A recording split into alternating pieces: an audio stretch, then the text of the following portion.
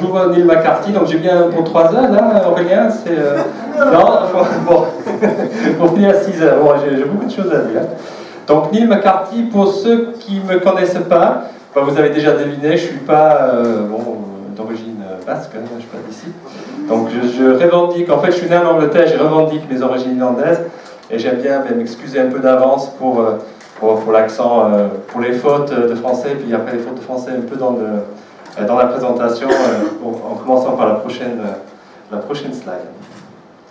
Donc ce qu'on va essayer de voir aujourd'hui, c'est qu'est-ce que c'est l'SEO, est-ce que WordPress est un bon outil ou pas, comment on peut faire pour optimiser avec WordPress, et je vous donne un petit exemple où je vais peut-être me montrer un peu ridicule parce que je ne suis pas intégrateur WordPress, je ne suis pas énormément, comme beaucoup de référenceurs, je donne des conseils à des intégrateurs ou des programmeurs et j'attends qu'ils soient appliqués. Donc je me suis mis un petit peu à la tâche. Ça va rester assez simple, assez dans le, on va dire, un peu light en termes d'utilisation de WordPress, l'optimisation. Et après, s'il reste 5 minutes, 15 minutes à la fin, je vais attaquer la liste qui est à droite, un peu de questions peut-être un peu détaillées, très rapidement. Bon, j'ai ça, mais je ne sais pas si je vais bien. Normalement, j'ai une toute laser, je peux vous aveugler. Donc, what is SEO? Donc, je peux mettre un peu d'anglais dedans. Donc, SEO, SEO, WordPress, vous connaissez. SEO, donc c'est Search Engine Optimization. Donc, je pense que c'est intéressant de dire. On assimile souvent donc, avec référencement naturel. La référencement naturel, c'est la visibilité gratuite, je mets en rouge avec le gros flèche donc à droite pour montrer qu'est-ce que c'est le référencement naturel. Vous tapez le mot comme Biarritz, vous avez 3 liens qui sont du référencement des pages web proposées par Google. Vous avez à droite quelque chose qui s'appelle le Knowledge Graph. En bas, vous avez aussi des actualités. Donc vous avez SEO, c'est comment être visible dans les moteurs de recherche, et le référencement naturel qui est en fait juste une petite partie de cette visibilité. Aujourd'hui, je vais parler que du référencement naturel, je ne vais pas entrer dans les détails du Knowledge Graph, des actualités, des images même, je ne vais pas traiter la vidéo, mais c'est des possibilités d'être visible, d'avoir du trafic dans Google. Donc, mais par contre, si on voulait bien traduire SEO, on parlerait plutôt de l'optimisation d'un site pour les moteurs de recherche. Donc c'est ça l'SEO. Mais aujourd'hui, on va parler de comment je vais optimiser pour être dans cette petite partie, qui devient plus petit, de référencement naturel. On parle souvent de 10 liens sur la première page de Google quand on tape les mots-clés. On voit très souvent qu'il n'y a que 3 visibles avant de scroller. Donc, on parle de moteur de recherche, mais on peut peut-être arrêter de parler de moteur de recherche et parler de Google, parce qu'en fait, il n'y a que Google en France, en tout cas en termes de monopole. Je pose cette question très souvent, mais là, d'habitude, personne ne lève les mains, mais est-ce qu'il y a quelqu'un qui n'utilise pas Google dans la salle? Yes. Donc, vous utilisez quoi? C'est genre DuckDuckGo ou Bing ou Yahoo? Ecosia, ça marche avec Yahoo. D'accord. Yahoo. Exavi, ouais, bravo. Et vous utilisez tout le temps, de temps en temps, vous allez dans Google quand même pour chercher. Ouais. Donc il a le monopole, mais c'est pas lui qui amuse à forcer le monopole, il y a un choix en termes de moteur de recherche. Mais moi-même, j'ai essayé d'utiliser DuckDuckGo pendant 1 mois, je me suis forcé à le faire, je viens juste de finir. Mais il y a une petite fonctionnalité pour ceux qui me connaissent. On met point d'exclamation G, le mot-clé, ça lance Google derrière, à partir de DuckDuckGo. Donc je me trouvais très souvent à taper ça pour y aller. Donc on parle de moteur de recherche, on parle donc Google, et on parle aussi, pour la plupart des sites web, après il y a des exceptions, des gens qui sont connus ailleurs, de 50 à 75% du trafic pour un site web, il vient de Google. Pas forcément avec des mots-clés concurrentiels, peut-être des gens qui tapent le nom de votre société pour venir, on va revenir là-dessus. Donc, encore une fois, juste pour faire des distinctions entre du référencement naturel contre le référencement payant, là, j'ai tapé hôtel 4 étoiles Biarritz, on est dans un hôtel 4 étoiles en plus, donc ça tombe bien. Et donc, j'ai tout ce qui est en haut ici, donc c'est le référencement payant Google AdWords, ici aussi à droite. Ici, le référencement naturel, c'est le fait de vouloir être visible ici. Alors, j'aurais dû regarder les chiffres. Hôtel Biarritz, je sais qu'il y a 72 000 recherches par mois pour Hôtel Biarritz. Hôtel 4 étoiles Biarritz, je n'ai pas les chiffres en tête. Mais on peut imaginer que d'être premier, deuxième là-dedans, et bon, ça a une valeur certaine en sachant que Booking.com qui est en premier paye jusqu'à 4 € le clic sur un mot-clé comme ça pour être visible. Donc la valeur de visibilité sur un mot-clé comme Hôtel Biarritz, Hôtel 4 étoiles Biarritz, mais on peut le juger en termes de AdWords, sauf qu'on ne peut pas être premier dans Google et c'est toujours AdWords là, qui est premier en Google. L'intérêt d'SEO, c'est ça. Et donc avoir meilleur référencement, donc on parle d'avoir meilleur référencement, c'est quoi? C'est de monter dans les résultats de recherche, même sur une page de résultats. Si on monte de la dernière place à la première place, on peut avoir 10 fois plus de trafic, même du troisième au deuxième. Donc le travail de référencement, il se fait vraiment à ce niveau-là, mot-clé par mot-clé, position par position pour gagner en trafic. Pour le référenceur, on peut être content d'avoir quelqu'un qui est sur la deuxième page ou une troisième page. Pour le site web qui est derrière, c'est pas très intéressant. Très peu de personnes, que 10%, vont passer à la deuxième page sur une recherche, et donc il y a très peu de clics sur cette deuxième page. Mais il y a des habitudes différentes. Il ne faut pas se juger non plus de façon qu'on utilise Google comme de façon tout le monde utilise Google. Il y a vraiment des utilisations différentes. Et même au niveau de pays étrangers, il peut y avoir des habitudes un peu différentes que les nôtres. Comme par exemple, cliquer sur les 5 premiers liens, les ouvrir dans les onglets. C'est quelque chose qui se fait beaucoup dans l'Est, au Japon, Corée, etc. Ils ouvrent beaucoup de liens et après ils regardent tous les sites qui étaient dans les 5 premiers résultats. C'est une habitude un peu différente. L'autre chose par rapport à Google, c'est juste et là je vais aussi de WPMX, donc je vais être content encore. Donc en fait Google c'est votre page d'accueil si vous pensez. Vous pensez à votre site web et votre page d'accueil, mais aujourd'hui très peu de gens tapent l'URL complet de votre site pour arriver sur votre site. Ils tapent le nom de votre société, et même je pense en tapant le nom dans le barre de navigateur Sony, etc., on tombe donc sur une page web qui affiche des résultats de Google et pas la page du client. Même si on connaît bien l'adresse du site web, on va quand même voir donc la page de Google avant d'aller sur le site web. C'est une opportunité, c'est une opportunité ratée des fois, d'être visible, de montrer les informations à Google. On peut mettre des AdWords, il y a beaucoup de boîtes, je parle de Sony là tout à l'heure, qui achètent le mot-clé Sony dans Google pour être sûr d'être premier tout le temps. Donc ça, c'est beaucoup d'entreprises font ça maintenant. Vous pouvez avoir aussi le knowledge graph, Google Adresse, etc. Mais déjà au niveau de vos sites et au niveau de WordPress, encore, mais ça c'est un peu le problème sur WordPress, vous pouvez contrôler l'affichage sur cette page en modifiant ce qu'on appelle la balise title de vos pages et la balise métadescription. Et après, je rentre là-dedans après, mais la métadescription, vous avez un problème pour le modifier par défaut sur WordPress. Et la métadescription, c'est le texte noir qui s'affiche ici. Donc là, pour ce site, il y a 7 liens. Il y a un premier lien sur la page d'accueil, il y a 6... je vais le dire en anglais, je pense pas... Big site links, donc de grands liens de site, big site links on appelle ça, qui sont donnés parce que Google considère que pour cette mot-clé-là, il n'y a vraiment qu'un seul site qui répond à la requête. Et donc, ils donnent plus de liens, ils donnent plus de place à ce site-là. Donc c'est bon signe qu'on a ces liens, mais c'est mieux de mettre le texte qu'on veut dans les métadescriptions. Je reviens ici, mais je n'ai pas besoin. Je vais m'habituer. J'aime bien cette diagramme d'Olivier Andrieux, qui fait un super livre sur le référencement. Il fait 2 livres sur le référencement. Il y a un livre pour débutants, bien débuter avec le SEO, je pense que ça s'appelle, mais qui est en fait très court, c'est en forme poche, et qui est une très bonne introduction. Même c'est censé être pour les nuls quelque part, mais il y a beaucoup de bonnes choses là-dedans. Lui, il aime bien utiliser les images pour décrire les choses. Lui, il dit que le référencement, c'est comme faire un gâteau. Pour faire un gâteau, il faut donc des ingrédients. Les ingrédients, c'est le contenu éditorial du site. Il faut une mule, c'est une mule, c'est ça, c'est vrai. Et le mule, c'est le code HTML des pages du site, donc c'est WordPress qui va gérer cette partie-là.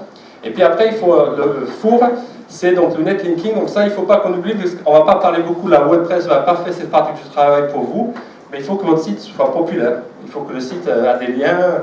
Google, sa grande différence avec les autres moteurs de recherche au départ, en 98, c'était d'utiliser des liens entre sites pour mesurer la popularité de sites et de mettre en tête, pas ceux qui répétaient le même mot-clé plusieurs fois, qui était une technique qui marchait vraiment avec AltaVista. J'étais là à l'époque où on pouvait écrire en blanc sous fond blanc et mettre 1000 fois le même mot, ça marchait, mais ça ne marchait plus avec Google. Et donc il avait aussi la possibilité d'utiliser des liens entre sites pour juger en fait la valeur d'un site web.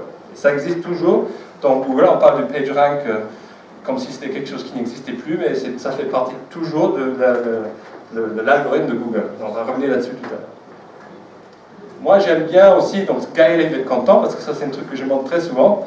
Moi, en fait, c'est Steve Johnson, c'est un Anglais, qui parle du trépied du référencement, et plutôt de parler du code, il parle de l'accessibilité. Donc, il y a Alice Loim qui travaille dans l'accessibilité aussi, qui dit pourquoi faire des sites accessibles?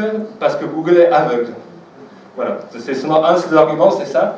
Mais il faut que Google soit capable d'accéder au site, et en partie les mêmes règles qu'on a dans l'accessibilité, dans les divers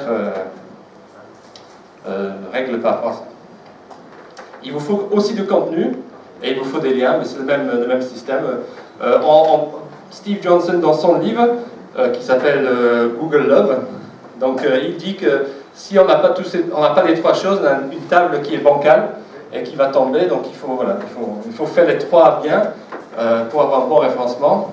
Par contre, vous me direz, j'ai trouvé plein de sites qui sont premiers dans Google, ils n'ont pas de contenu, ils n'ont pas de lien, ou ils n'ont pas très accessible, bon, ils sont toujours premiers. Ne pas être indexable par Google, c'est un grand frein, mais après les deux autres, on peut trouver des exemples de sites qui sont toujours premiers, ou toujours dans la première page de résultats.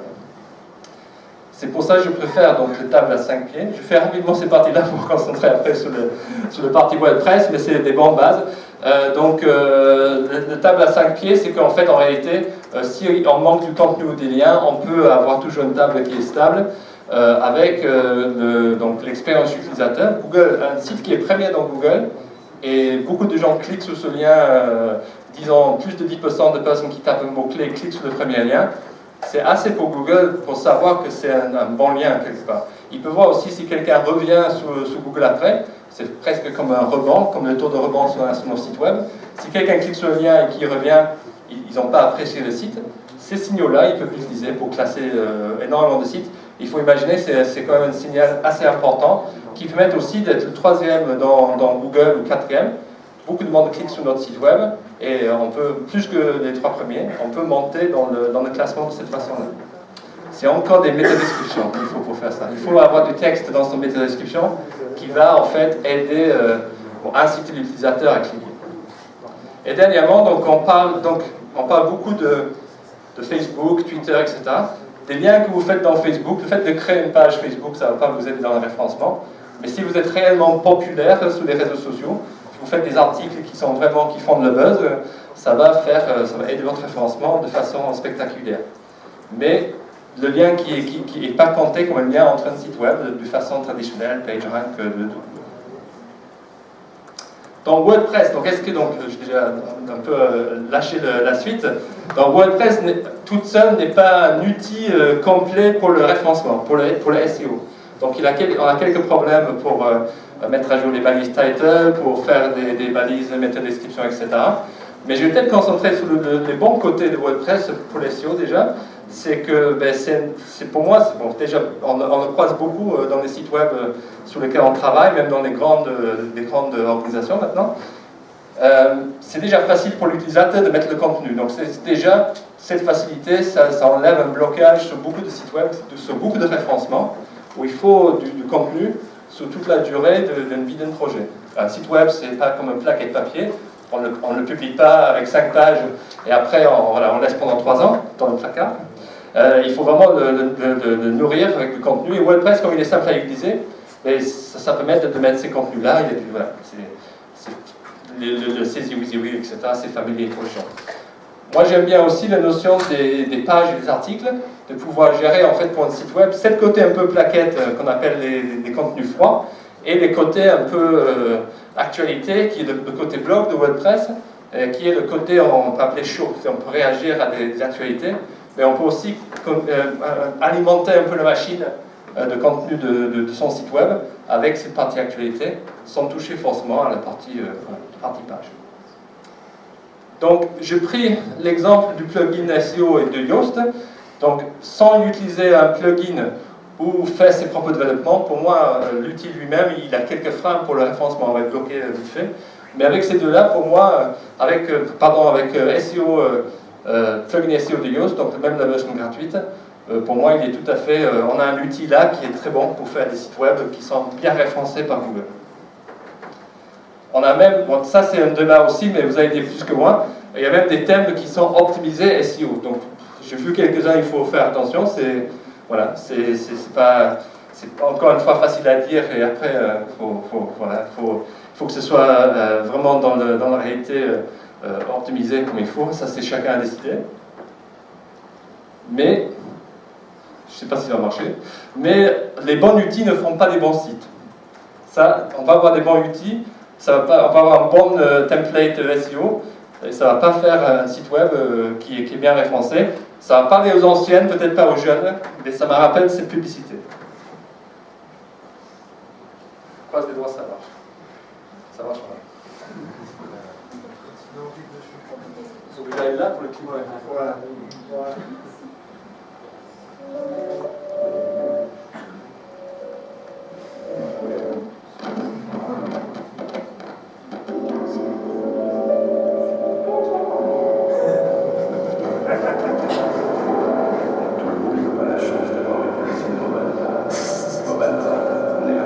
Donc ça date de 99, ils avaient un site web déjà. Donc vous avez 3615 Mobalpa et mobalpa.com pour y aller.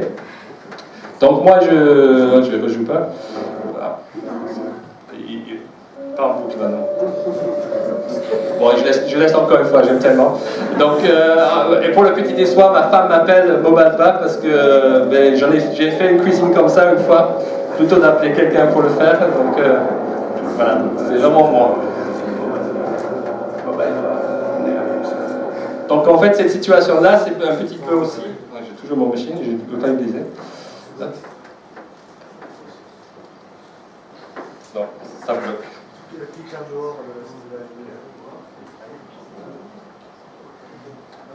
Merci pour l'aide technique.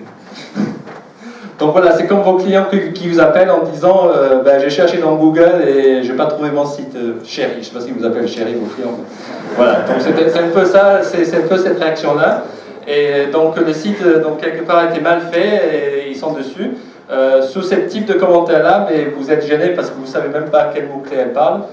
C'est un peu là la problématique avec le référencement des sites web. C'est souvent, on n'a pas eu cette discussion avant avec nos clients. Donc je suis... il faut que je me répète avec ça. Donc moi je me suis amusé en fait, suite à des expériences que j'ai eues avec des vrais sites web, quelques-uns à faire avec WordPress, mais on peut faire ce genre de site avec n'importe quel outil, on est d'accord. C'est mon site Mobalpa. Donc c'est donc le site web, je m'y ai acheté en ligne, acheter-marteau-en-ligne.biz, donc comme URL, on va voir ça tout à l'heure. Je vous laisse découvrir un petit peu, c'est fait, vous connaissez peut-être le thème WordPress, etc. Voilà, c'est familier. Ça m'a pris toute la nuit à faire ce site. Donc j'imagine vraiment, donc c'est pour moi, c'est là l'exemple où le client, plutôt de mettre les produits en ligne dans le site, il met le catalogue PDF à télécharger avec du texte cliqué ici à côté. Ça c'est vraiment du vécu pour moi, j'ai eu cette type de site. Après, moi qui me choque le plus, par contre, quand je regarde le site, et c'est pas une question de technique ou de code HTML, c'est simplement de navigation ici sans mots-clés. Et ça, je le vois mais vraiment tout le temps. J'ai une navigation qui est notre société, nos produits, notre savoir-faire, nous contacter. Donc si je vous dis cette entreprise, voilà, c'est un boîte un magasin de bricolage à Biarritz qui vend des marteaux et des tongs, c'est ça l'idée. On ne sait pas en regardant le site. Les mots-clés là, on ne voit pas les mots-clés sur lesquels on aimerait être préférencé dans Google, dans cette barre de navigation. Derrière, vous allez voir la suite, l'URL n'est pas bon, et tout le reste. L'autre problème, évidemment, c'est qu'il n'y a pas de contenu. On ne peut pas avoir un référencement comme on ne peut pas faire des gâteaux sans de farine, c'est là on ne peut pas faire le site web sans de contenu texte ou... Bon, il y a une image, il y a donc du joli cliqué ici, mais il n'y a pas assez de contenu pour avoir été indexé. Donc, ces deux choses-là, en fait, principalement, quand je vois des sites comme ça, quand j'ai des clients qui me contactent, qui disent, voilà, j'ai un site web, je l'ai payé cher, voilà, 500 €. Je l'ai mis à jour moi-même, voilà, je vais mettre à jour, je change le catalogue tous les 3 ans. Donc là, je suis en 2011.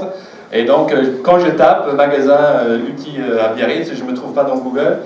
Voilà. Quand je vois un site comme ça, je comprends tout de suite. Et ce n'est pas un problème technique et ce n'est pas forcément un problème de l'agence non plus. C'est qu'au départ, il n'y a pas eu cette discussion sur quels sont mes mots-clés. Et cette menu, on peut l'argumenter en disant mais c'est très bien. C'est très familier, on sait trouver l'info. Il a bien mis ici dans le slogan « Pensez à télécharger mon catalogue » parce que c'est ça qu'il veut que les gens fassent. Il est très orienté vers la génération de leads, en fait, de contacts via son catalogue. Après, donc, je vais un peu plus loin. Dans mon analyse SEO, donc vous pouvez imaginer que c'est vous qui avez fait des sites web, c'est moi qui ai fait de SEO, de la référenceur. Donc, l'autre chose que je n'aimais pas, c'est le nom de domaine.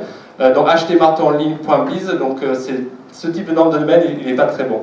On peut imaginer qu'en faisant un nom de domaine comme ça, on mette les mots-clés dans le site, mais qu'on appelle un exact match domain, un domaine qui reprend exactement les mots-clés sur lesquels on veut être classé, ne marche plus, depuis peut-être quelques années maintenant, mais à un moment donné ça marchait. Donc on a acheté le nom de domaine avec les mots-clés dedans, on avait un bon référencement. L'extension de domaine .biz aussi, c'est pas non plus très qualitative, donc on utilise ça des fois pour pouvoir acheter des noms de domaine qui sont déjà pris avec le .com et .fr, parce que derrière, htmarteauenligne.com et .fr est déjà pris par vos concurrentes. Donc là, vous avez acheté le .biz, mais donc ça, c'est pas une bonne tactique. Il faut vraiment dans les noms de domaine que ce soit votre société qui a une sorte de, on appelle ça des branding, qui a votre marque d'entreprise dedans pour avoir de la visibilité là-dedans. Après, donc, je continue mon analyse. Je vois qu'il y a un balise title, donc vous pouvez voir le balise title ici dans l'onglet en haut du navigateur, Ame et Tong, et c'est marqué pensez à télécharger dans le catalogue. Donc, moi, j'aurais envie de changer ça, donc j'aurais un problème avec WordPress tout de suite pour le changer, parce que c'est généré automatiquement par le système. Il y a un lien sortant, bon, c'est un lien sortant vers WordPress, donc vous allez dire que je suis vraiment très méchant, mais il faut faire très attention avec des thèmes, avec des sites web en général. Cette histoire de liens que vous obtenez, vous pouvez aussi perdre du PageRank en faisant des liens sortants, et vous pouvez aussi vous associer avec des sites web avec lesquels vous n'aimeriez pas être associé. Donc il va y avoir des liens cachés dans votre thème, même des thèmes payantes, qui en fait font en sorte que vous ne pouvez jamais avoir un bon référencement, parce que vous êtes lié à des sites web qui font du mal, que Google n'aime pas, etc. Bon, c'est très rare qu'on tombe dans ces genres de situations, mais c'est à regarder dans le code source s'il n'y a pas des liens sortants de sa page web. Je continue, je pense que oui, j'ai encore des choses. Donc après, c'est dommage, si c'est le magasin, c'est dommage de ne pas avoir l'adresse postale sur la page d'accueil. Ce serait bien sur toutes les pages, dans le pied de page. Après, plutôt l'avoir dans le contacter, par exemple. On peut cliquer là pour le voir. C'est juste aussi une histoire de référencement local. Quand on fait de recherche pour des magasins, boulangeries, etc. dans Google, il sort des résultats locaux. Donc c'est important de s'identifier avec son adresse postale, numéro de téléphone, pour que Google fasse le lien avec son Fish My Business qui est lié à son enregistrement aux pages jaunes, etc. Ah, c'est fini. Ah non. Il y a donc le titre H1 aussi, donc bon, c'est marqué accueil en titre de la page, donc ça c'est pour moi en tant que référenceur et pour Google c'est un H1, mais il n'est pas très descriptif. Et bon, voilà, donc on n'a pas profité de cette possibilité d'optimiser le site pour des mots-clés. Donc, on peut faire ça pour toutes les pages. Donc, ce qu'on va faire, un site web qui est déjà fait, on va donc plus ou moins le casser. Vous avez fait le site, le client l'a validé, l'a signé, vous avez fait la navigation, et puis un référenceur va venir et il va dire il faut tout casser. À la limite, il faut tout recommencer quelque part. Ça vous parle, ça vous arrive? Vous détestez les référenceurs? Ça arrive, voilà. C'est pour ça qu'ils m'ont mis en dernière, c'est parce que vous avez tous fait. Donc après, qu'est-ce qu'on fait? Mais c'est pas une obligation d'être optimisé pour Google. Bon, là, il y en a un certain nombre de personnes qui tapent achat marteau dans Google. On va les identifier, savoir qu'ils sont 300 par jour qui tapent ça. Mais on n'est pas obligé d'être visible pour ces gens-là. On peut continuer avec son site web comme il est et d'utiliser d'autres façons d'amener des visiteurs dessus. Il a peut-être une liste de mailing, il fait peut-être du Facebook. Donc c'est pas voilà. Donc tout ces trucs SEO, c'est pas une obligation. Mais si on veut être visible pour certaines mots-clés dans Google, mais il faut passer par l'optimisation. Donc le choix c'est ça. Après on va revenir dessus aussi, mais il faut faire attention aussi, le référenceur, il ne faut pas qu'il promis c'est Montéméry, c'est ça l'expression, parce que là, voilà, achat marteau, c'était difficile. Au marteau, c'était difficile d'être premier. un petit site web, s'il ne fait pas tout un tas d'autres choses, c'est pas juste parce qu'il a mis le mot marteau sur sa page d'accueil que ça va l'aider. Alors comment l'optimiser? Donc si vous travaillez avec un référenceur, c'est un peu près ce qu'on doit faire comme travail sur votre problématique de référencement. Bon, idéalement, on arrive à la stade de conception du site. C'est que vous êtes au stade du charte graphique, qu'est-ce que le client veut mettre dans son site, etc.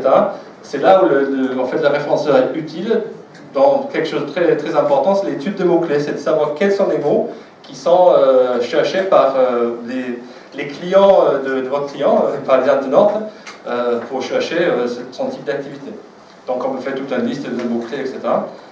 Suite à cette liste de mots-clés, mais il y a une stratégie qui se dit, comme j'avais dit tout à l'heure, mais certains mots-clés c'est trop difficile quelque part. Sur votre site web, vous n'allez pas arriver en référencement naturel, ou ça ne vous correspond pas, c'est trop, comment dire, le thème est trop vague. J'ai un exemple tout à l'heure en tape Biarritz. Si je suis un hôtel à Biarritz, je comprends, c'est intéressant d'être première dans Google quand quelqu'un tape Biarritz, mais Google n'est pas fait comme ça. La façon dont il est câblé, il veut que ce soit la ville de Biarritz, l'office de tourisme de Biarritz, etc., qui sort pour cette mot-clé-là. Ça va être très difficile pour un simple hôtel de sortir, pas impossible, mais difficile. Donc après, suite à cette stratégie de référencement, on a un peu éliminé les mots-clés, on travaille avec les clients là-dessus, sur ce qui est possible, ce qui n'est pas possible. On va pousser peut-être l'achat de mots-clés dans certains cas quand c'est nécessaire. Et on va travailler donc à 3 avec l'agence pour faire un arborescence qui est validé par le client. Il va y avoir des compromis. Nous, on va être très mots-clés, très optimisation de navigation par les mots-clés, puis on va revenir un peu à nous contacter, notre savoir-faire, etc. Avant le lancement de site, donc il peut y avoir des choix techniques, du conseil des choix graphiques, de l'UX, etc. Et du conseil sur la production de contenu, ça c'est du travail qu'on fait souvent avec les clients, le contenu, des fois avec l'agence aussi.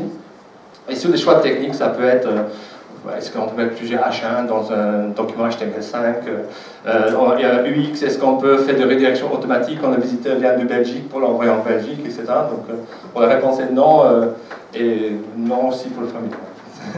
Moi je préfère avoir un seul H1, même si c'est un document HTML5, mais voilà. Donc vous allez avoir des réponses un peu différentes par rapport à ça, de différentes référenceurs. Et donc après, la production de contenu, parce que le référencement est très lié au contenu texte, il ne faut pas non plus rédiger en pensant toujours à Google, c'est pas répéter les mêmes mots-clés plein de fois, c'est pas avoir une telle densité de mots-clés, tout ça c'est faux. Et on va avoir un petit défaut tout à l'heure avec Yoast par rapport à ça. Mais c'est surtout, il faut rédiger les contenus autour des sujets sur lesquels on veut parler, les titres sont toujours importants. Donc un référenceur peut toujours aider dans ces questions-là, de qu'est-ce que je vais écrire, quel est mon prochain article, on peut aider par rapport à des mots-clés qu'on a détectés et par rapport à des expressions de ce qu'on appelle le long trait. Et après le lancement du site, mais on va être dans le suivi positionnement, on va savoir par rapport à ces mots-clés où est-ce qu'on est positionné aujourd'hui, est-ce que ça vous génère du trafic. Des conseils toujours en production de contenu parce que ça va continuer, et on va plus donc ici après le lancement du site être dans la création de liens, popularité, etc. Pour vous aider à être reconnu par d'autres sites web. Donc ça, si on prend un site web qui existe déjà, il y a une partie de audit de liens qui se fait au départ, mais pour un nouveau site, on fait dans ce cycle-là. Donc ça c'est le projet typique SEO. On se trouve en tant que référenceur, je me trouve avec plein d'autres responsabilités en fait dans un projet web. Il me semble,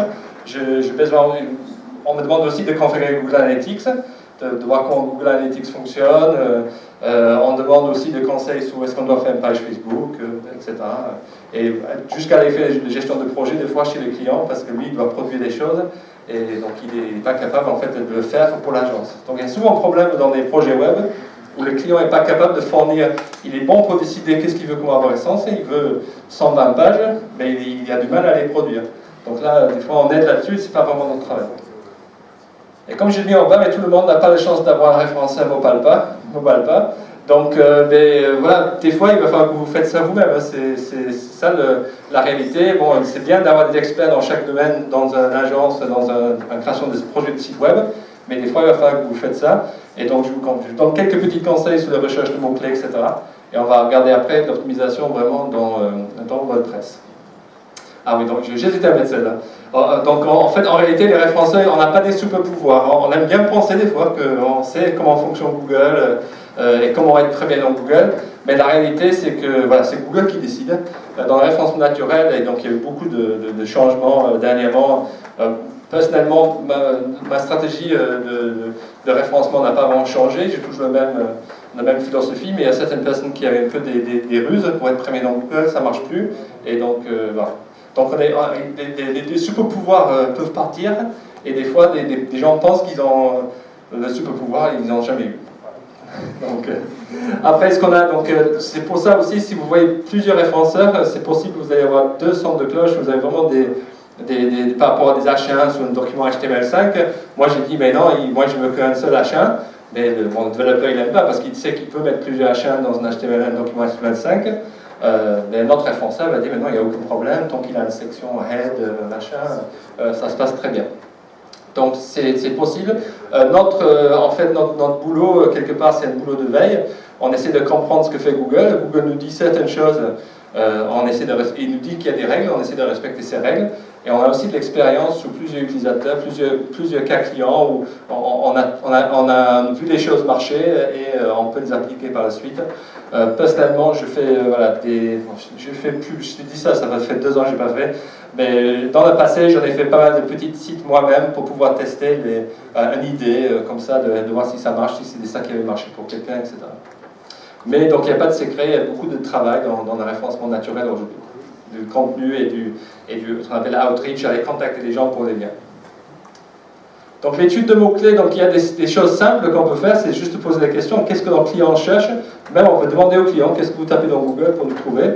On peut se dire, il est utile pour moi d'être visible quand n'importe qui cherche. Donc par exemple, votre nom d'entreprise. Moi je dirais si quelqu'un cherchait Goodness par exemple, mon nom d'entreprise, mais j'aimerais bien que les gens tombent sur ma page, c'est presque obligatoire. Est-ce que c'est plutôt absolument utile, c'est si vous tapez référencement par exemple. Donc il est utile pour moi d'être visible quand quelqu'un cherche, mais en condition que, par exemple, si vous êtes coiffeur à Biarritz, c'est utile d'être visible quand quelqu'un tape coiffeur, mais seulement s'ils sont à côté de Biarritz. C'est pas très utile d'être visible à Lille. Donc ça, c'est des mots-clés que vous pouvez penser aussi de cette façon-là. Et je dois absolument être visible quand quelqu'un cherche. Donc ça, c'est plutôt son nom d'entreprise ou vous avez peut-être une spécialité que personne d'autre fait. Il faut absolument que ce soit, ce soit plus qui sortait, plugin SEO, Yoast SEO par exemple. Il faut que ce soit le site web de Yoast qui sort et pas quelqu'un d'autre. Vous avez déjà un premier petit outil de recherche. C'est les moteurs de recherche. En fait. Google et Bing et Yahoo, ils ont des suggestions de recherche. Donc vous commencez à taper un mot, ils vous complètent la phrase. Vous commencez à taper une phrase, ils complètent la phrase. Moi j'ai eu un petit problème avec les référenceurs, on parle des mots-clés, mais on veut dire en fait des expressions clés. C'est les requêtes, en fait, des expressions avec plusieurs mots. Un mot-clé pour moi c'est Hôtel Biarritz, mais pour vous c'est 2 mots peut-être. Voilà. Donc Hôtel Biarritz, donc on voit ici avec Bing, donc il sort bord de mer, pas cher, Océan, Thalasso, luxe. Donc ça vous donne déjà une idée de ce qui est populaire dans Bing, à la limite en ce moment, parce que ces recherches-là aussi sont mises à jour avec l'actualité de recherches récentes, aussi bien que des recherches qui sont populaires. Donc ici, Hôtel Biarritz avec piscine, aéroport, Hôtel bord de mer, ça c'est Google, ça c'est Bing à côté. Et ici en bas, on a donc achat marteau.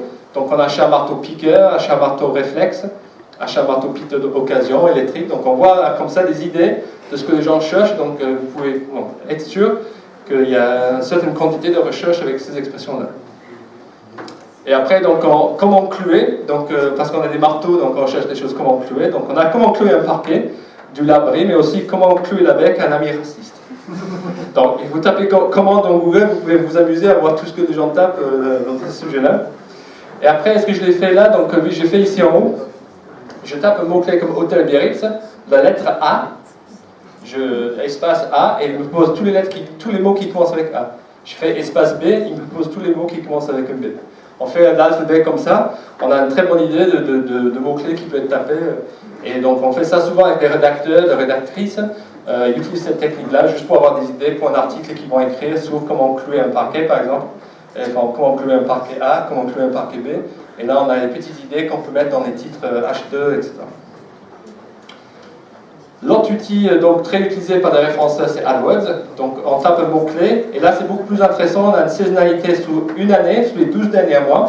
On a une moyenne mensuelle, donc Hôtel Biarritz, en fait, j'avais dit 72, c'était 12 000 recherches par mois en moyenne, mais avec des variations saisonnières, et avec une enchère en suggéré de Google, donc si vous voulez acheter cette mot-clé, 1,61 €. Voilà, donc c'est Booking, ce qui paye 4, c'est... Et après, donc, il y a toute une liste de d'autres mots-clés, donc vous avez une deuxième page. Bon, vous savez que ça continue. Certains mots-clés, il y a beaucoup de suggestions. D'autres mots-clés qui sont très peu recherchés, et il y en a moins. Mais c'est une liste d'idées de mots-clés que vous pouvez voir, le nombre de recherches. Est-ce qu'il y a une faible ou forte concurrence dans AdWords? Et quelle est l'enchère qui est proposée par AdWords par rapport à cette mot-clé? On peut extraire ça en Excel, ça vous donne une liste de mots-clés par exemple, que vous pouvez travailler avec votre client. Je reviens juste en arrière. C'était donc là il y a 12 100, là il y a 8 080. Il faut les additionner pour avoir un peu l'idée du total potentiel de recherche dans Google. Donc vous avez 12 100 pour Hôtel Biarritz, mais 880 pour Appart Hôtel Biarritz. Donc vous êtes un site web d'hôtel comme Booking, vous pouvez additionner les deux. Tous ces mots-clés-là vous intéressent, tout ce trafic vous intéresse. Donc avec un client, on va faire un travail comme ça, on va faire un arborescence, on va essayer de prendre des mots-clés et on essaie de les organiser en forme de navigation sous son site web. Ça, c'est une navigation du site web de l'Office de tourisme de Biarritz. C'est toujours la même aujourd'hui, avec donc une page hôtel, résidence de tourisme, location de vacances. Et après, on tombe directement ici dans les fiches des meublés. Ça, c'est un exemple le bon que peut faire le référenceur. C'est que dans l'Office de tourisme, ils ont des meublés, ils n'ont pas des locations de vacances. Ils font des hébergements, ils ne font pas... voilà, d'hôtels, etc. Donc on a dû changer pour que ce ne soit pas un premier niveau hébergement, un deuxième niveau meublé, mais c'était un premier niveau où dormir, mais on peut changer, ça ne nous aide pas énormément non plus. Et après, location de vacances à la place de meublé. Donc cette navigation-là aussi, parce qu'il y a eu beaucoup de recherches avec les étoiles, on a éclaté la navigation comme ça.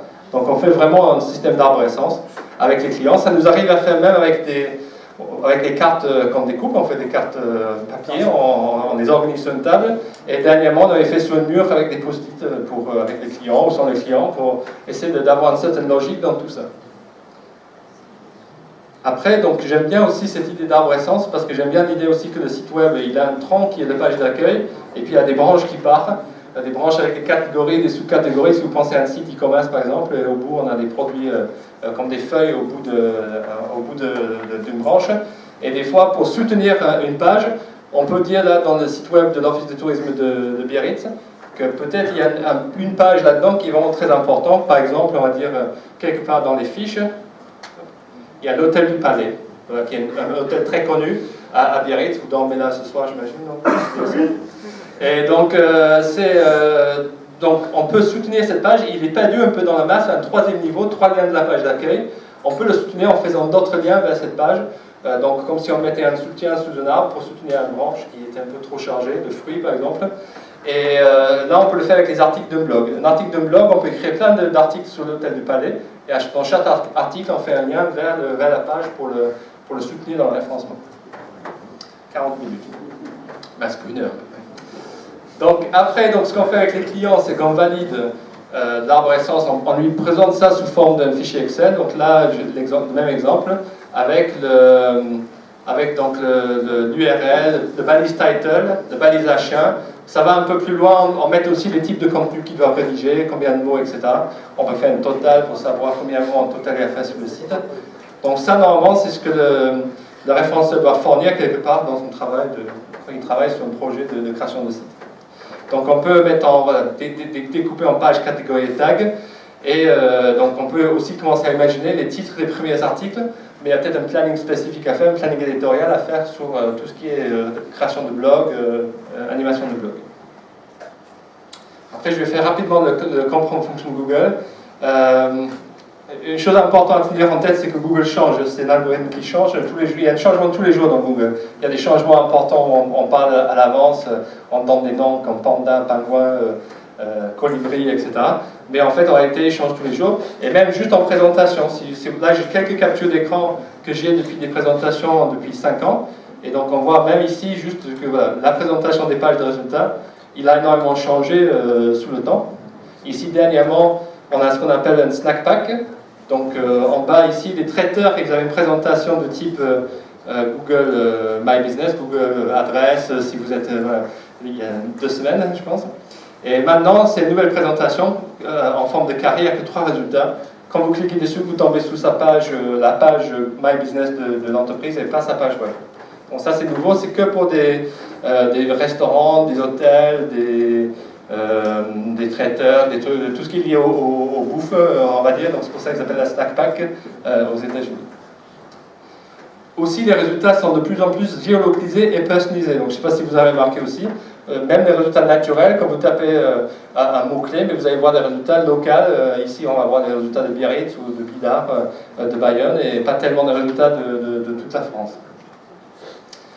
Google, donc, aussi très important, ne considère pas qu'il fournit des résultats à des ordinateurs. Lui, il vient de dire qu'il y a 2 fois, il y a la moitié des recherches qui sont faites sur le mobile maintenant. Donc, il considère qu'il gère rare, en tout cas, 3 moteurs de recherche différentes, parce qu'il veut donner des résultats différents sur le mobile que sur les desktops, et donc certainement sur les tablettes aussi, il peut avoir des différences, des sites qui sont plus ou moins compatibles, il veut les favoriser. Il reste combien de temps? Là, je suis à 40 minutes, là. Je pensais que j'avais 20 minutes, à vrai dire. Donc Google, il indexe les sites. Pour être référencé dans Google, il faut d'abord être visité par Google, par son robot, être dans son index. Et si jamais vous posez la question est-ce que je suis indexé ou pas, vous faites site 2 points et le nom de votre site, le site 2 points ici, www.escpo.fr, et vous voyez voilà, les pages web de votre site. Si vous tombez sur 0 page web, c'est que Google ne vous a pas visité ou ne vous a pas trouvé votre page. Vous pouvez même mettre une page entière là pour voir s'il a visité la page. Et sinon, tapez cache 2 points et vous avez la cache de Google. Vous voyez la copie de votre page comme Google a eu en cache la dernière fois. Vous faites avec vos sites web mais aussi avec les sites des autres. Donc les chiffres sont astronomiques, donc 60 trillions de documents web. Voilà, bon.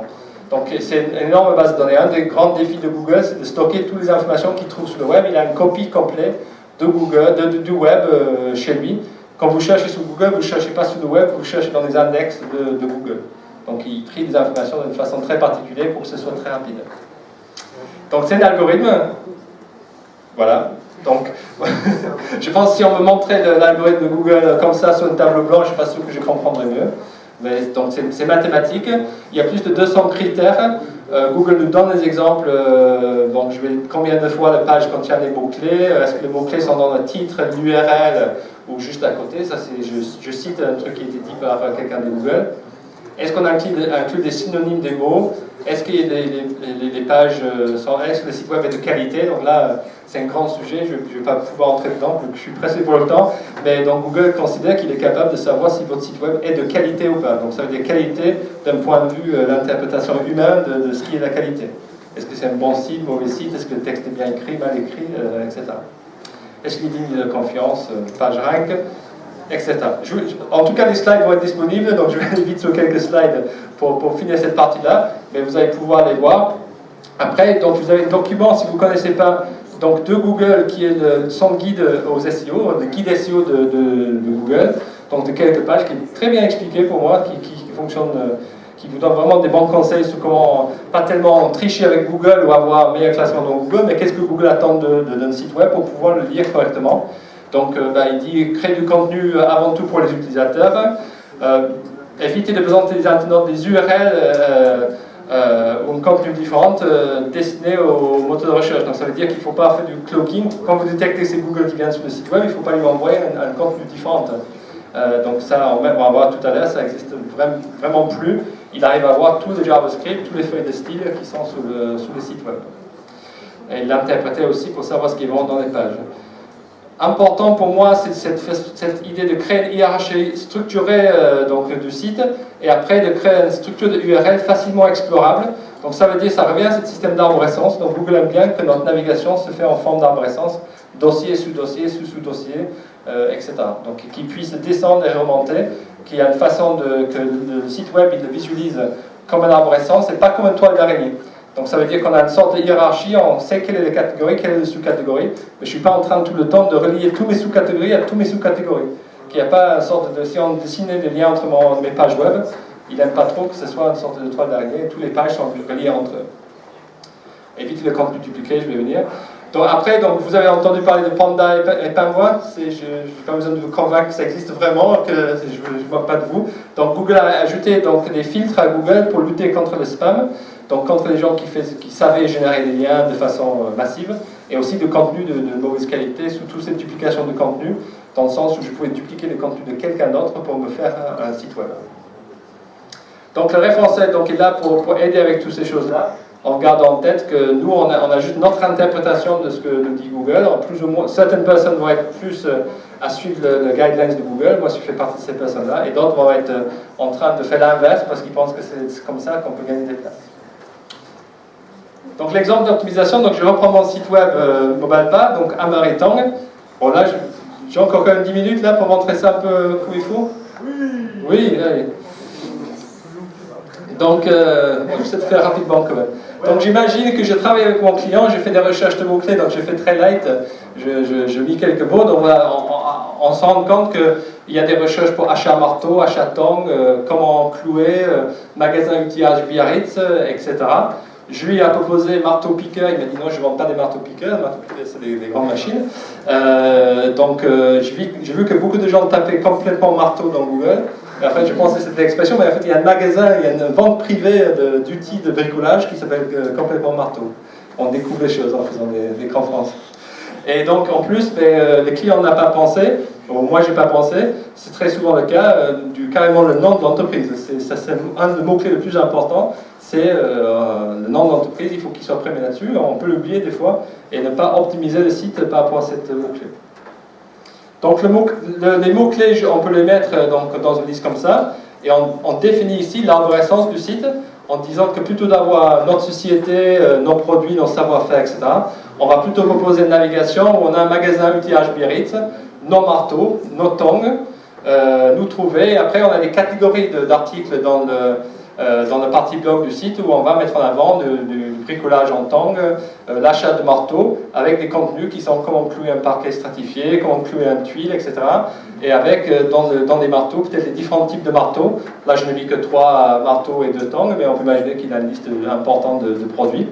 Et pour chacun donc les mots-clés, ça c'est la navigation, et ici c'est des URL qui sont optimisés donc, par rapport à la navigation, en fait par rapport à des mots-clés, mais aussi par rapport à les dossiers, par rapport à la structure du site. Donc le marteau bâtiment se trouve dans une URL /nos marteaux /marteau bâtiment. Donc je peux enlever le parti marteau bâtiment et tomber sur une page supérieure dans la navigation du site.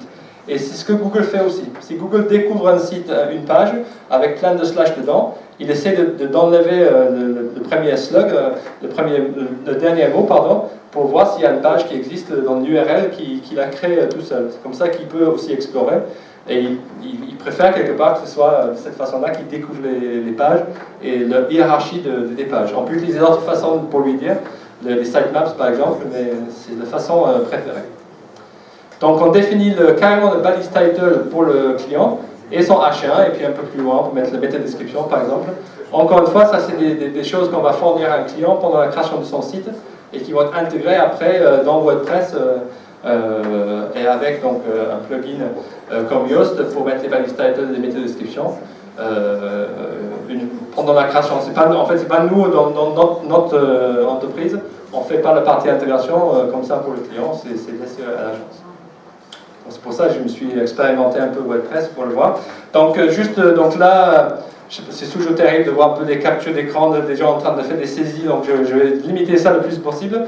Donc simplement sur une page, donc la page qui s'appelle accueil, on va changer, on va mettre la H1. Bon, en fait, vous n'avez pas vu, mais bon, dans cet exemple-là, j'ai laissé bienvenue sur le site dans le... Ah, j'ai pas mis là. Ici en H1, j'ai laissé bienvenue sur le site, sur notre site comme titre H1. Et ça montre aussi une réalité. Des fois, j'arrive pas à gagner avec les clients. Et il ne veut pas mettre des mots-clés là il faut. Et il dit mais je suis poli, monsieur, je dis bonjour aux gens, machin. Et donc, ça, c'est voilà. Donc, c'est un bon exemple. J'ai mis exprès quelque chose qui n'est pas bon pour moi pour le référencement. Donc, je lui propose de mettre en H2, dans un titre H2, dans le document, un peu les mots-clés que j'aurais bien aimé mettre à la place du H1. Et les H2, donc, vous mettez dans votre texte, vous mettez simplement, vous choisissez le style titre 2.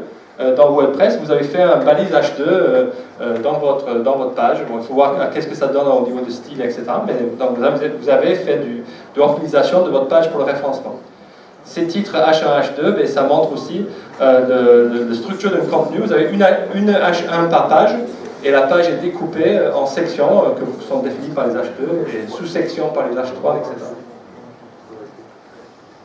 Après, donc, maintenant que j'ai installé dans WordPress SEO par Yoast, donc je peux, un peu plus bas, je peux maintenant modifier. Par défaut, je vais avoir quelque chose comme ça. Donc, le mot-clé principal n'est pas saisi. Et énormément de fois, j'ai tombé sur le site où cette plugin était installé, mais j'avais rien, c'était toujours vide cet endroit-là. Donc, on pensait qu'installer le plugin, ça faisait le SEO, mais non, il faut le remplir. Et donc là, c'est pour ça que c'est important de réfléchir aux mots-clés avant. On a fait un système avant où il y a une page par mot-clé. J'ai un mot-clé que je veux citer dans Google, je vais faire une page. Si c'est un mot-clé qui est difficile, mais je vais peut-être faire plein d'articles pour soutenir la page, pour avoir un meilleur référencement là-dessus. Mais par rapport à Yoast, j'ai besoin de mettre quel était le mot-clé au départ que je voulais cibler. Et donc on met ici le mot-clé principal, donc ça c'est la page d'accueil. Je veux qu'il sorte sur Ama et Tom, qui est le nom de l'entreprise. Et donc là, je vais mettre le mot-clé ici. Je vais leur renseigner ici le balise title et le balise meta-description. Donc vous avez vu en suivante dans ces champs-là. Donc le balise title, c'est le lien cliquable dans Google. Le meta-description, c'est le texte noir. Et donc là, vous avez optimisé. Après, donc, il faut sauvegarder en fait la page d'abord. Et vous avez donc Yoast qui vous dit ce que vous avez bien fait et pas bien fait. Donc c'est une guide, c'est pas une obligation que tout soit yes, que tout soit positif, mais il vous dit est-ce que l'intitulé de l'article contient les mots-clés. Mais non, parce que le client voulait bienvenue à la boutique, je ne sais plus que j'ai mis maintenant, bienvenue chez nous. Le titre de la page le contient le balise title parce que je l'ai mis. L'URL ne contient pas les mots-clés parce que le nom du site c'est en fait un localhost, j'ai mis ça en local. Donc le contenu ne contient pas des mots-clés parce que j'ai mis du lorem ipsum pour l'instant. Et donc il me dit à peu près où je suis avec le référencement. Là, même chose avec la métadescription, j'ai copié du texte de la page. Donc il ne faut pas forcément que tout soit vert, mais ça me donne une idée, est-ce que votre page est vraiment optimisée par rapport à des mots-clés. Ensuite, donc, ça se met dans le code HTML de votre page, vous avez une title qui est bien, la balise métadescription qui est bien, vous avez plein d'autres choses aussi que Yoast vous met pour Facebook, pour Twitter, etc. Et après, donc, vous avez un deuxième onglet dans Yoast. Bon, ça se fait rapide parce que moi je vous conseille de ne pas le regarder. Moi j'ai tellement de choses qui m'énervent quand je le regarde que bon, je pense que. Donc il y a beaucoup de conseils sur. Donc il faut mettre le texte au début de chaque phrase, le mot-clé au début de premier paragraphe par exemple. Qu'il y a une densité de mots-clés qui ne correspond pas à l'idéal. C'est son idée de ce qu'il faut faire pour avoir un bon référencement. Pour moi, il y a tellement de choses là-dedans qui sont faux à ne pas suivre que je pense que mon conseil c'est plutôt de ne pas suivre cette partie du plugin. Voilà. Après pour le partie vidéo, pour le partie image, il y a peut-être des bonnes choses, mais ça c'est vraiment dans les textes, c'est presque des mauvais conseils parce que c'est parti dans l'idée que c'est aussi bête qu'une densité de mots-clés. Il faut que je mette 2 fois le mot-clé par 100 pour que le référencement marche.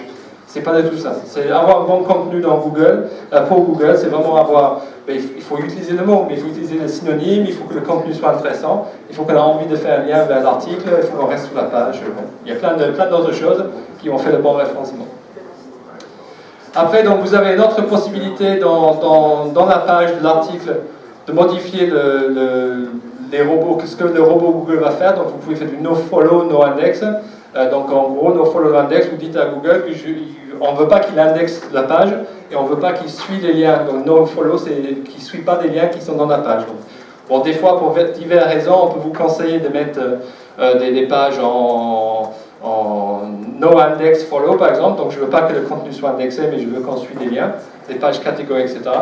Moi, je suis plutôt d'avis maintenant qu'on mette toutes les pages qui sont lisibles, accessibles du site web, sauf les sites qui sont test, etc. On met tout en index follow. Ça veut dire que Google a le droit d'y aller, de tout indexer. Il n'y a pas un problème de pagination, etc. Il faut le régler différemment. Après, vous avez des choses comme no ODP, no YDR, donc Yahoo Directory. Ça, je ne sais pas si c'est toujours valable aujourd'hui, mais en fait, on avait un problème quand un site était indexé dans le Open Directory. Comment ça s'appelle? C'est Demos. Le texte qu'on a mis là-dedans a été pris comme balise métadescription à la place de ce qu'on mettait dans la page. Donc ça, je disais à Google de ne pas prendre. Bon, je vais peut-être faire rapidement aussi celle-là. Donc le sitemap, les URL canoniques. Donc ça, c'est vraiment si vous avez besoin de... Vous avez peut-être la même page sur plusieurs pages web, plusieurs sites web. Vous pouvez dire quelle est l'URL idéale qui doit être indexée si Google tombe sur plusieurs copies de la page. Ça peut être aussi si vous avez des paramètres qui s'ajoutent à la fin des URL, par exemple. Ça vous dit qu'il faut plutôt compter une seule copie de la page comme la vraie version. J'en ai eu le cas récemment avec des sites qui étaient en français mais en plusieurs pays, donc ils voulaient quand même que la page France soit toujours celle qui était référencée par Google et pas la page canadienne. Les redirections 301, je vous parle après. Donc là, vous pouvez donc changer l'URL aussi. Donc je vous dis, le problème avec l'ancien site, c'est qu'ils avaient appelé la page non produit. Je veux que ce soit appelé, la page s'appelle non marteau. Donc il faut changer l'URL. Là, vous pouvez le changer en changeant le permalien de la page. Mais attention, vous êtes en train de virer une page, supprimer une page qui existait parce que l'URL n'existerait plus. Vous tomberez sur le message 404. Et pour Google, mais c'est pas bon, mais pour l'utilisateur non plus, c'est pas... Si quelqu'un a gardé ce lien en mémoire, ou qu'il le cherche dans Google 2 minutes après que vous avez fait la manipulation, il va tomber sur ce message d'erreur. Donc ce qu'il faut faire dans le référencement, c'est toujours bon pratique, c'est faire des redirections 301, et vous avez la possibilité avec Yoast de le faire. Ce qu'il fallait faire peut-être, c'est pas supprimer la page, pas de renommer l'URL de la page qui existait déjà, mais de faire une redirection de cette page vers la nouvelle que vous allez créer. Mais une fois que c'est fait, bon, vous n'avez pas le choix. Ce que vous pouvez faire, c'est de créer une page comme ça. Vous mettez n'importe quoi en titre, en contenu, et vous mettez ici en bas, dans Yoast, le redirection 301 qui est tout en bas, où je dis à quelle page je veux que cette URL rédige. Donc là, j'ai modifié ici donc le slug pour que ça soit non produit, l'ancienne page, et en bas, la nouvelle page qui le remplace. Donc là, si quelqu'un essaie d'accéder à l'ancienne page, il est redirigé. 301, ça dit à Google que ce changement est permanent, que l'ancienne page n'existerait plus. Vous pouvez faire avec du HTTP, vous pouvez faire aussi du 302, ça veut dire que c'est une redirection temporaire, donc Google ne doit pas désindexer la première page et il doit continuer, il doit attendre un jour que ça revienne. Après, donc là, les agences, vous allez regretter que s'il y a des clients dans la salle, je vous allez regretter que je montre ça. Normalement, on fait des redirections aussi dans les fichiers htaccess, si vous êtes sur... et sur Yoast, vous avez accès à votre fichier htaccess, donc c'est une très bonne façon de planter votre site web. Si vous vous trompez dans la syntaxe de ce que vous mettez là-dedans, vous allez avoir une erreur 500, vous allez planter tout le site, il va falloir aller par FTP pour modifier le fichier à la main pour revenir. Et il faut faire très attention, même avec l'exemple que je vous ai mis, j'ai mis redirect 301, l'ancienne URL, donc sans le nom du site, et après les nouvelles URL, mais avec l'adresse complète. Ça marche sur la plupart des serveurs, mais certains, ils ont des commandes un peu différentes, et ça plante. Voilà, donc ça c'est l'optimisation de SEO. Bon, je vais vite sur quelques trucs quand même importants à garder en tête. Dans les catégories, pensez à mettre du texte dans vos catégories. Tous les thèmes ne se portent pas. Mais les catégories, donc vous pouvez aussi mettre du texte, vous pouvez aussi mettre du balise title, balise meta description. C'est pas que des pages, des articles. Vous allez faire comme ça. Vous pouvez changer l'URL du blog. Moi, dans mes préconisations aux clients, j'avais dit d'enlever tout ce qui était slash catégorie et de mettre des URL propres au blog, aux articles. Ils vont couper là. Ici, dans les settings, les réglages donc du permalien, on peut changer les structures des URL pour mettre /blog et sans catégorie, sans postname. Ça permet d'avoir une navigation dans le blog qui ne contient pas des dates, mais qui contient juste des catégories et des noms des articles.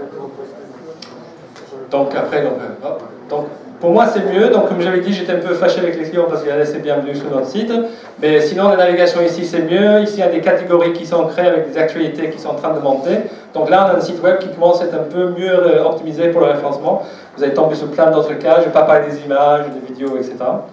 Mais le travail n'est pas fini, la publication d'un site web c'est pas la fin d'un projet web, et pour le référencement non plus, donc il faut suivre le positionnement dans des mots-clés avec les clients, de son trafic et aussi donc ses analytics. La production de contenu, ça se fait tout le long du vie du projet. Et la création de liens aussi, sans parler de sous-traiter ces créations de liens à des gens qu'on ne connaît pas, il faut que l'entreprise lui-même, il faut qu'il soit capable de demander et d'obtenir des liens des autres sites web. Donc souvent on a des partenaires, on a des amis, on a des annuaires locaux dans lesquels on a le droit d'y être, on a des pages jaunes, etc. Donc tout ça c'est possible. Après, donc j'avais dit, je vais faire juste des trucs techniques très rapides, mais ça va être très rapide. Donc Mobilegeddon, donc tout est changé dans les résultats Google sur mobile, faux, donc ça n'a pas changé énormément, donc on est un peu déçu au niveau de Google, au niveau de référenceurs, donc on s'est dit qu'il y a une grande annonce sans beaucoup de changements, et donc est-ce que maintenant on peut vraiment croire à ce que nous demande Google? Bon. Panda, donc vous avez un problème avec WordPress, il y a un truc qui s'appelle les mots-clés, c'est des tags en anglais dans WordPress, c'est pas la même chose que les mots-clés dont je disais tout à l'heure, c'est pas là où il faut bourrer des mots-clés, et donc il y a eu des sites web qui ont eu des problèmes avec Google Panda, parce qu'ils utilisaient des tags, en gros c'est quand on utilisait un tag une seule fois pour un seul article, et qu'on avait plein de tags avec un seul article dedans, ça faisait une duplication du contenu, l'article était répété plein de fois, une fois sur sa propre page, et d'autres fois sur les pages des tags. L'anglais des articles, est-ce qu'il faut faire 100, 200 ou 1000 mots? Oui, il faut faire tout, il faut varier en fait, surtout sur les blogs. Le contenu dupliqué, donc c'est un problème, donc à l'intérieur de son propre site web, mais aussi voilà, à l'extérieur. J'en ai eu des cas, des personnes qui ont fait des blogs, qui ont écrit des articles, des recettes de cuisine d'ailleurs, et qui ont été piqués par d'autres sites web, et Google pense que c'est d'autres sites web qui étaient l'origine du contenu. Donc il y a un vrai problème de duplication de contenu. Si votre contenu est dupliqué et vous n'êtes pas considéré comme le principal déteneur de ce contenu, vous pouvez disparaître des résultats de Google pour ça. Les one page, donc c'est bien, mais c'est bien pour un mot-clé, one mot-clé. Donc c'est des one page, c'est très bien, ça va être beaucoup de contenu, mais vous n'allez pas forcément avoir beaucoup de mots-clés dans une page one page. Schema.org, on parle des recettes aussi, mais ça peut appliquer à d'autres choses. Regardez, Schema.org, ils mettent encoder certaines données dans vos sites web pour dire à Google, c'est une recette, voici le temps de préparation, voici les ingrédients, voici les photos, et en échange, vous avez ce type d'affichage dans Google. Ça aussi, je parle rapidement parce que c'est important, Google a accès à vos JavaScript et vos feuilles de style, même si vous les bloquez avec des robots.txt, là c'est sur un site web, un client, il dit, voilà, Google il dit, ça c'est ce que je vois, et ça c'est ce que voient vos utilisateurs. Mais en fait, vous êtes dans Google, donc Google voit très bien ce que voient les utilisateurs. Aujourd'hui, on préconise, donc c'est un changement important, après on va nous dire par rapport au JavaScript, nous on préconise de laisser Google indexer, de débloquer avec le robot.txt des JavaScript et des feuilles de style. Après, peut-être quelqu'un en sécurité va dire que c'est pas une bonne idée. Sitemap, je n'en ai pas parlé non plus, mais personnellement, je n'utilise pas énormément. Je préfère que Google indexe le site tout seul, et s'il ne le fait pas bien, c'est parce que mon structure d'URL n'est pas forcément bien comme il faut. Je suis pas, voilà, donc j'étais à côté de Phil là tout à l'heure qui dit que lui il utilise tout le temps, que c'est primordial. Voilà, mais moi personnellement je ne suis pas. Voilà, je suis fini.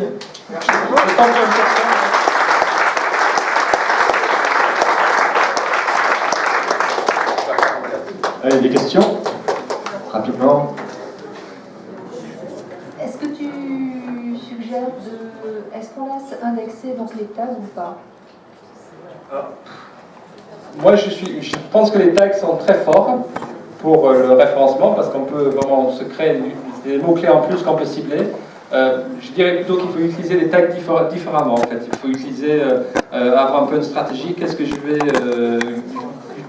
pourquoi je vais utiliser mes tags? Je vais utiliser par exemple pour les marques, pour les personnes, pour ce genre de choses, mais c'est même pas la même chose que les catégories. C'est pas des catégories sous catégories. Je suis plutôt pour les enlever complètement si on avait fait mal avant, et après de les faire correctement avec notre stratégie. C'est un peu, si on a plein d'articles qui sont organisés par catégorie, on a un article, je sais pas, on fait des catégories Biarritz, Bayonne, Anglette, etc. Mais on a envie de faire des tags sur restaurant, hôtel, ça donne une deuxième façon de naviguer sur le même contenu. Mais il faut que dans le tag hôtel, je n'ai pas un seul article, parce que je fais qu'un seul article sur les hôtels dans toute la vie du blog. Donc, mais après, si on utilise mal, même le no-index, etc., je suis plutôt pour enlever les tags complètement si on a déjà fait dans le mauvais sens. Si les tags sont différents donc, des catégories, on peut les laisser indexer. Par exemple, j'ai une catégorie de médias sociaux, après j'ai un tag Facebook, Twitter, etc. Et à ce moment-là, c'est possible. Voilà, donc la question, est-ce que ici les tags et les catégories sont des mots-clés différents, les sujets différents, est-ce qu'on peut le laisser? Donc oui. Et après, il faut aussi faire très attention avec les catégories, les pages, les tags, de ne pas, on appelle ça, cannibaliser ses propres mots-clés. Si on a 3 pages sur son site web qui peuvent correspondre à un même mot-clé, Google va avoir du mal à décider lequel ils mettent. Et en fait, on peut ne trouver avec aucun, en fait, finalement.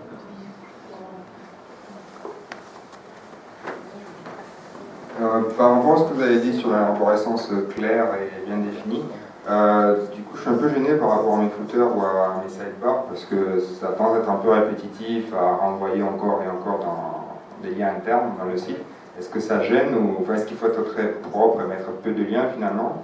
Voilà, l'idée, en fait, peut-être maintenant avec les footers, c'est de ne pas mettre toute la navigation du site, mais de mettre les pages fortes qu'on veut vraiment qui soient bien référencées. Donc, si on a, voilà, ça dépend sur combien de pages on est vraiment. Si on sur 10 pages, c'est pas très gênant. Mais si on a une centaine de liens dans son footer, c'est pas très propre aujourd'hui. C'est pas un très bon signal de qualité en fait pour Google.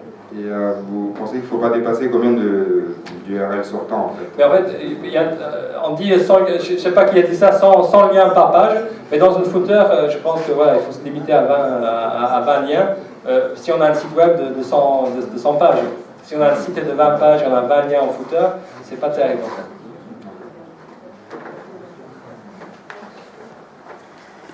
fait. Avec HTML5, il y a le balise H1 qui est autorisé plusieurs fois sur la page.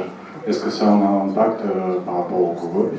Alors, ce que je disais, on me pose la question très souvent par rapport à HTML5, donc moi j'ai décidé à dire à tout le monde que je veux quand même toujours un balise H1 dans la page, même si on peut avoir plusieurs. Donc Google dit, quoi officiellement qu'il s'en fout. Je pense qu'ils avaient dit quelque chose qu'on peut le faire, qu'il est capable de détecter quel était la H1 qui est le principal, parce qu'on a des sections quand même dans le HTML5. Si on le fait bien, on a un H1 dans une header, un H1 dans une footer et un H1 dans une main, ou je ne sais pas comment ça s'appelle, la section principale. Donc ça devient évident quel est la H1.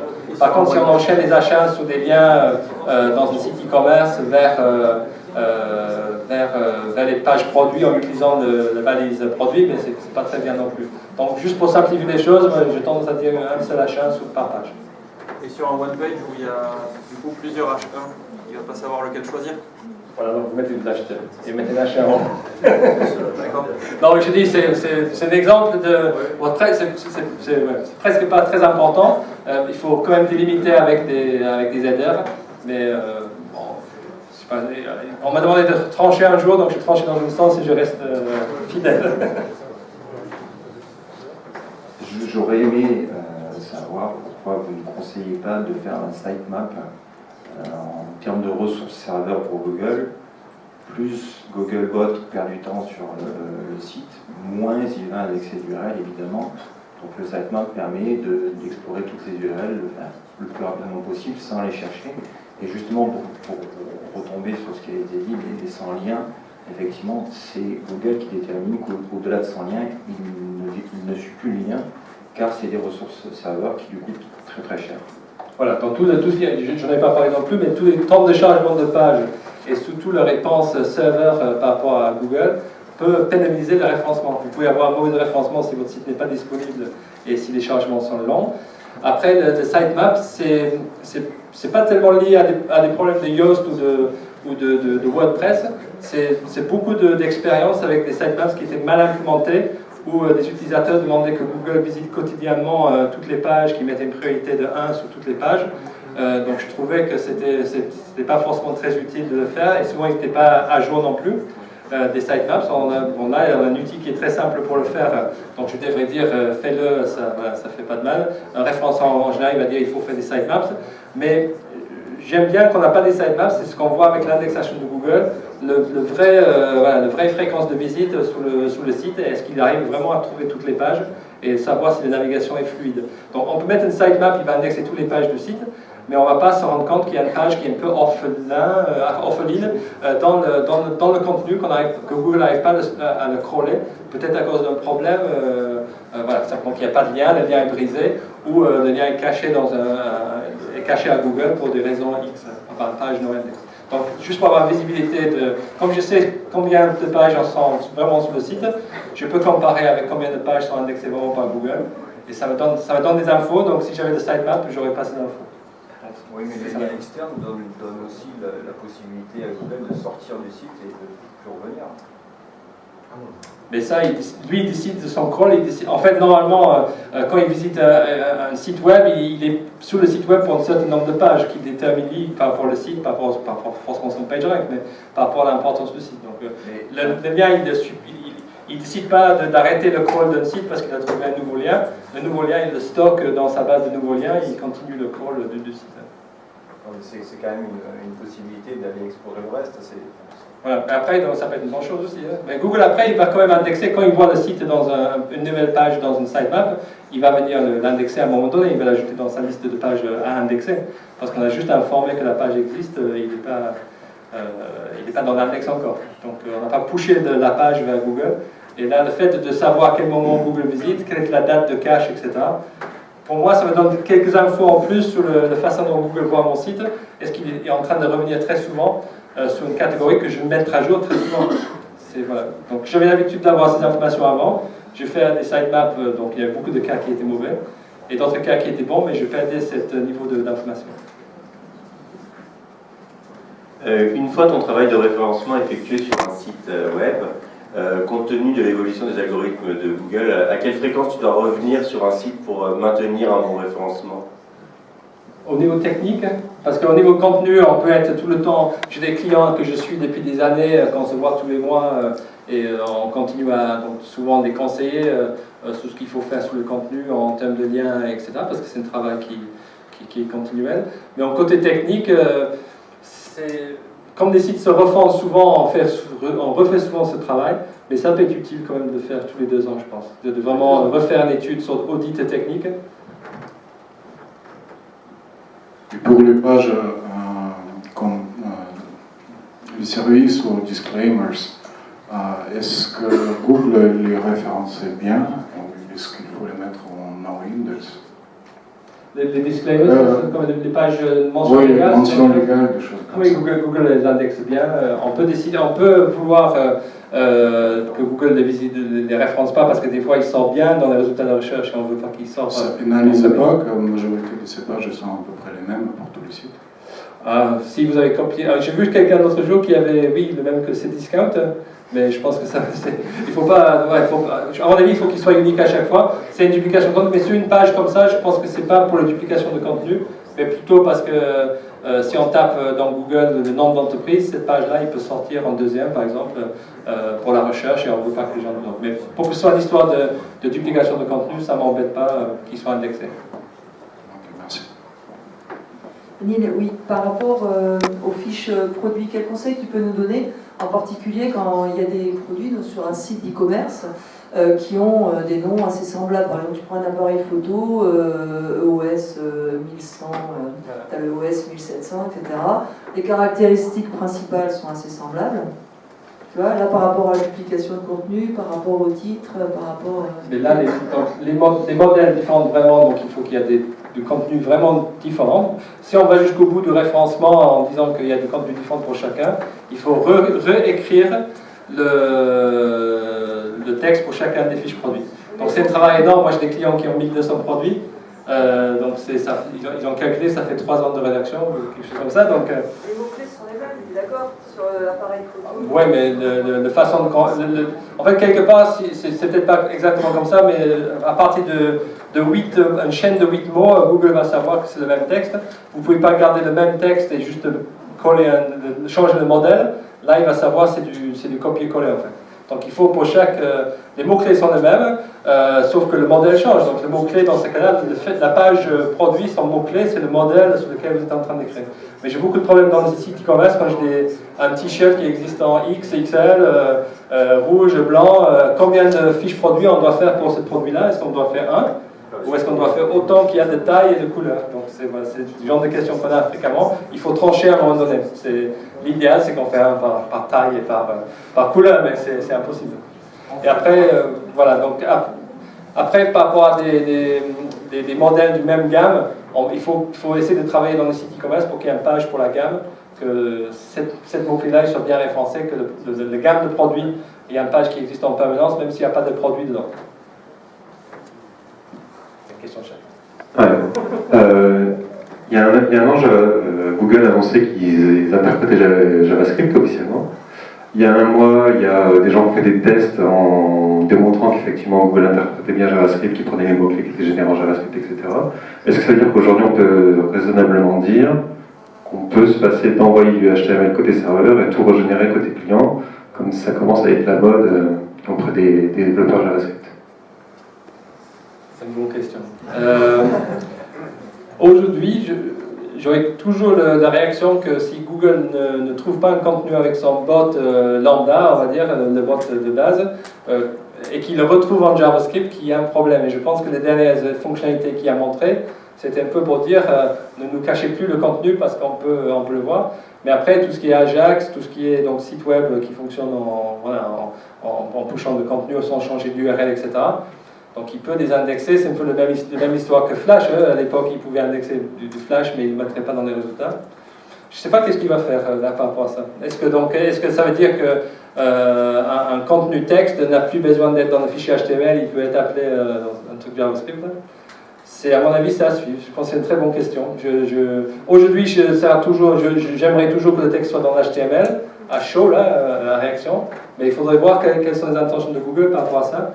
Est-ce qu'ils considèrent qu'ils peuvent indexer aussi facilement, comme on disait tout à l'heure, avec le moins de perte possible de temps passé, parce que l'index il est énorme, donc les millisecondes comptent pour lui. Donc, à mon avis, ça lui coûte plus cher d'indexer une page en JavaScript qu'une page en HTML. Donc, bonne question. À suivre. Quel est le volume de recherche mensuel minimum que tu conseilles pour l'optimisation de la longue traîne? Ça veut dire qu'un mot-clé doit se chercher combien de fois pour... Voilà, c'est ça.